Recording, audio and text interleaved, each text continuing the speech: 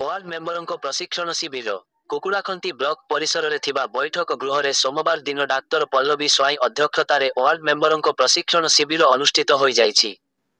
एथिरे त्रिस्तरीय पंचायत राज व्यवस्था पल्लीसभा और ग्राम सभा अर्थ कमिशन अनुदानर सुपरिचालना और सदुपयोग वार्ड सदस्यों भूमिका ग्राम पंचायत विकास योजना ग्रामीण आवास योजना महात्मा गांधी नरेगा योजना संबंध में प्रशिक्षण दिया जाइथिला। एथिरे बीडीओ पल्लवी स्वाई प्रत्यक्ष तत्वावधान रे जीपीडीओ सुप्रभा साहू स्निग्धा पट्टनायक भुवनेश्वरी रथ 80 जन वार्ड मेंबरों प्रशिक्षण प्रदान करथिले।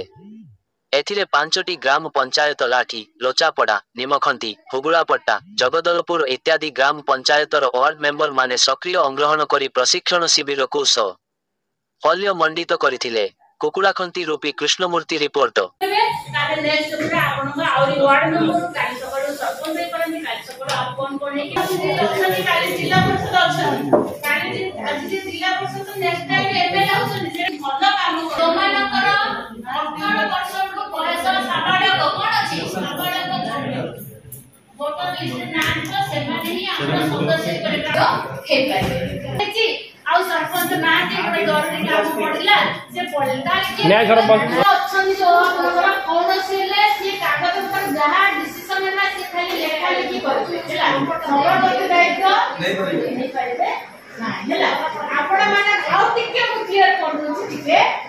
सरपंच हठात मीटिंग डकाई 2 घंटा अनुपस्थित किए किए प्रथम